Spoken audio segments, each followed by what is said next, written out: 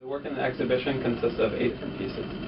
2 of the pieces are theaters in miniature that hang on the wall that have 2 separate characters in them.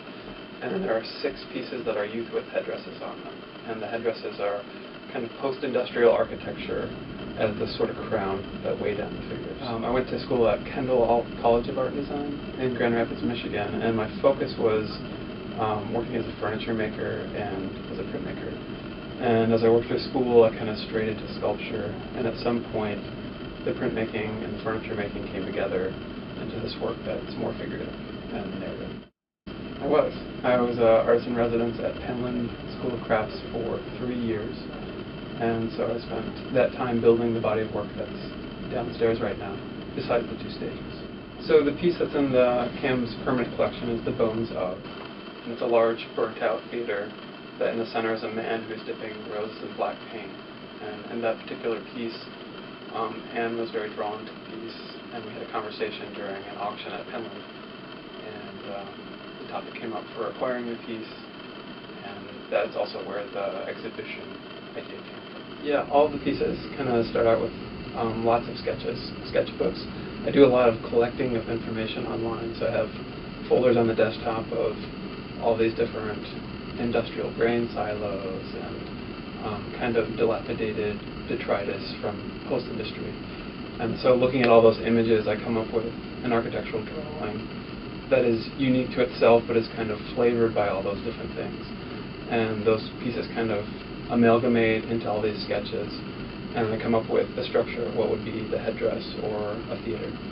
And then as those pieces kind of flesh out and I start to construct the pieces, I also start designing the characters for the pieces, which none of the characters are specific people, but they're also kind of an amalgamation of different photos that I reference from online. So I'll find a specific way that a lip curls, or the glance that somebody has, or the look on the face, and they all kind of, I keep those in mind as I'm sculpting, and then as a character starts to show itself, it kind of forms its own sort of characteristics, its own personality.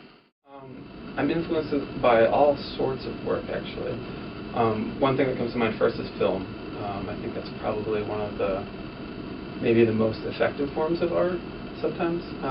And I think a lot of the auteur filmmakers like Wes Anderson or Terry Gilliam or Stanley Kubrick, where they're actually creating an entire atmosphere in a world that is from their mind directly, not really taking place in our own world. And so that's really inspired the theaters and having that space that somebody can see and walk into in their mind. And then it also ends up flavoring the headdresses on the younger youth as well, because there's kind of an entire narrative space that the viewer can walk around and kind of step into outside of their world. So when I'm starting off a piece and I have the sketches and the drawings, I usually start with the architectures first, and so I'll actually detail blueprints of the specific pieces from different points of view, from a horizontal view and then from a top view, and then start constructing all the pieces. A lot of the components are made out of bent laminations, and so those pieces have to be made and basically make a stockpile of those to build the architectures. And as the architecture starts to come together, I'll start carving the figure side by side, and I'll bounce back and forth at that point between the architectures of the headdress and the figure.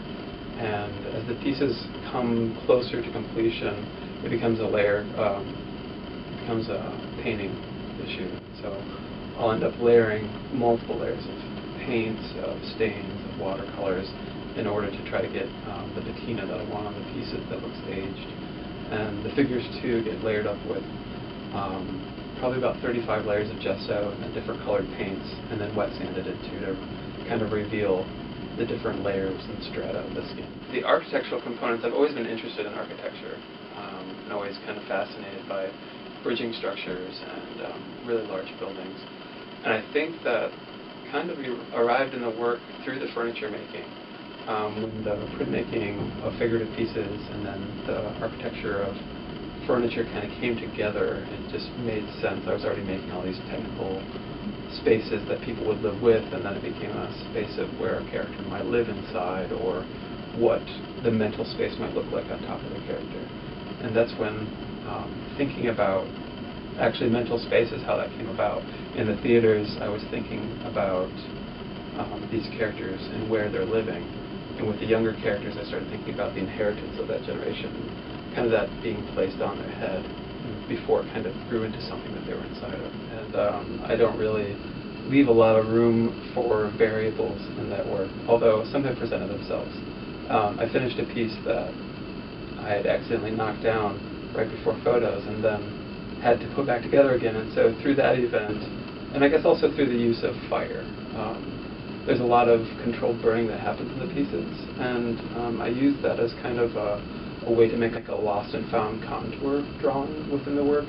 And there's something that draws people into shapes that they have to actually finish with their minds, and I think it pulls them in tighter and helps them think about the pieces longer. And so in that way, some of the work is collaborative. There's a specific piece in the exhibition called The King is Dead, and it was in response to the specific architectures and trying to abstract further between objects that people might recognize, like grain towers, water towers. And so in that specific piece, I was inspired by a maple seed pod, little helicopters that fly down. And so that's the kind of basic shape of the headdress. And I was also experimenting with how that fit on the head, rather than being solely a crown, which most of the other pieces are, actually kind of comes over the face and obscures it. And that piece is acting as a maquette for a much larger piece. Currently I'm at the University of Wisconsin-Madison as a fellow, and I have a lot of space and a large shop to use, and so I've made that structure at an 18-foot scale. And so being able to use just the images of that piece as a blueprint, I've constructed that, and it will be different, it will be showcased differently. There won't be a carved head inside at that scale, but it will be more reminiscent of a mask and more as a found object sort of vessel in a gallery environment.